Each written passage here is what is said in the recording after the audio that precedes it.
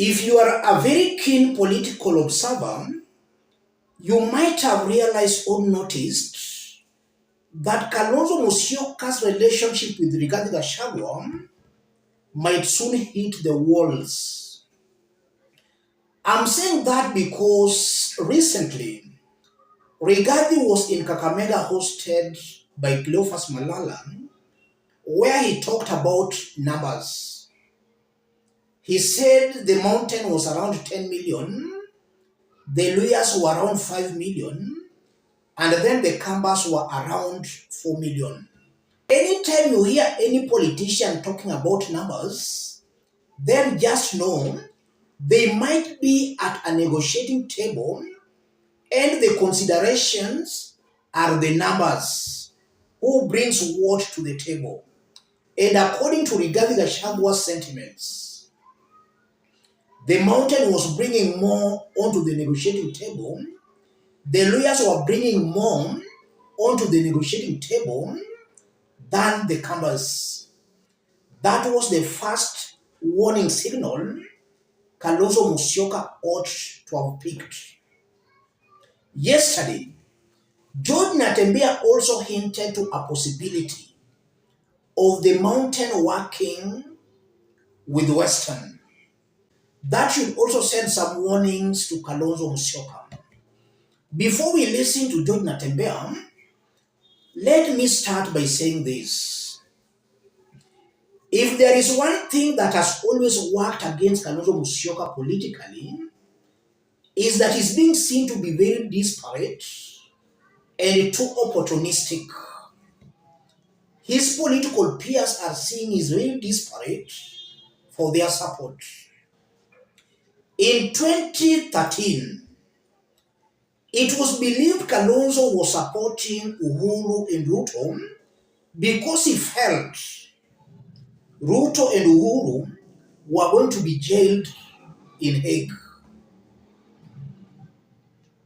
In 2024, it's also being seen that Kalonzo has been supporting Rigathi Gachagua because Rigathi Gachagua will not be allowed to contest for the presidency in 2027. And should that be the case, Kalonzo will, and should that be the case, then he will inherit Rigathi Gachagua's support base. So Kalonzo is coming out as being opportunistic and very, very disparate. In 2007, we were all meant to believe that Kibaki and the mountain, they were going to support Kalonzo Musyoka. And for those who were active politically at that time, the mountain was singing Kalonzo Musyoka's praises, immediately teamed up with Kibaki. Kibaki had no numbers in parliament, and upon Kalonzo joining him, he stabilized Kibaki's government. And as Kibaki's government became stable, Kibaki started dumping Kalonzo Musyoka to a point in 2013. Kibaki saw no need of supporting Kalonzo for the presidency, but he also saw no need of Kalonzo deputizing Uhuru Kenyatta. We were told that there was a round-table meeting where Kalonzo was told to show his numbers, and it was realized he had no numbers. Ruto was bringing more numbers than Kalonzo Musyoka. That's how Ruto ended up being Uhuru's running mate. Kalonzo was dumped. He had no option but to team up with Raila Odinga. So Kalonzo's political peers always sees him as being opportunistic and too disparate for their support.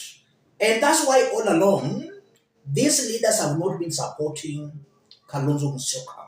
And looking as politics unfolds in Kenya, Kalonzo might also suffer the same fate with Rigathi Gachagua. Rigathi Gachagua might not support Kalonzo Musyoka. That's what I'm seeing here, ladies and gentlemen. Let's listen to Natembeya before we continue. Watu wetu wa mlima mjua wakati mlima na Western inashikana, utawala ambao unapatikananga wanakuanga mzuri. Ama namna gani? Wakati uchumi ilienda kabisa ikapanda juu, wakati wa Kibaki, mdogo wa Kibaki alikuwa nani? Ulikuwa na matatizo mingi kweli? Ulikuwa na abduction kweli? Let's put that into perspective. If you are watching us but you have not yet subscribed, subscribe, give the video a like. Let's proceed. Yes, Natembeya is just making it very clear that there might be a possibility of the mountain and Western working together. And should the mountain and Western work together, in this case, I'm assuming it's an arrangement that will be supported by the people, then I'm seeing Kalonzo Musyoka will be pushed to the periphery. Because even from regarding the Shagwa's own mouth, he acknowledged that Western commands more votes than Ukambani. And should that be the case, then Kalonzo Musyoka might not even be supported for the presidency, but not even the presidency. He might not even be allowed to be a running mate in any political arrangement that will be having the likes of Rigathi or even Natembeya.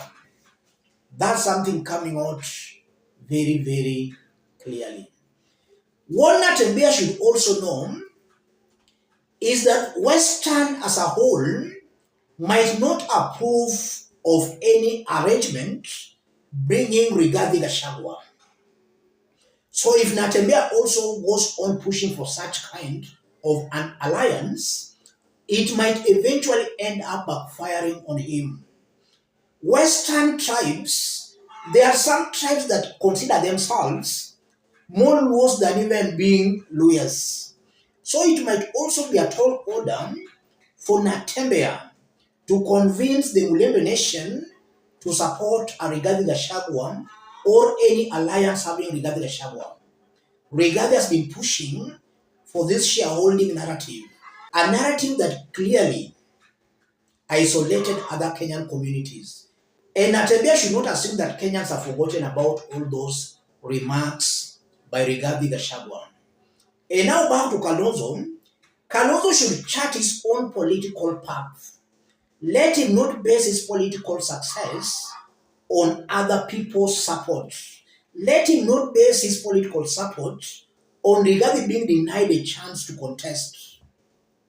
Let Kalonzo push his own candidature without factoring in Rigathi Gachagua's support. Let him travel and traverse the country. If he does that, he might just start building his own political brand, a brand that will force Rigathi Gachagua and these others to look for him in their quest to revenge against Ruto. But if Kalonzo comes out as being disparate, then even Rigathi and his team might eventually just disappoint him. And that's something we've seen in the past, and it can repeat itself even in 2027. Above all, Kalonzo should also leave his options open. Let him not appear as if he can only work with Rigathi Gachagua and his team. Let him leave his options open. If he has more options, then that will also increase his bargaining power. But as things are right now, Kalonzo starts from a disadvantaged position now that he supported Rigathi Gachagua, and that has made him appear disparate and opportunistic, angling to inherit Rigathi Gachagua's support in the event Rigathi fails to contest. Let me stop it there. If you are watching us outside Kenya, drop a comment, let us know from which part of the globe you are watching us from. If possible, subscribe, give the video a like. Thank you. God bless you. God bless Kenya.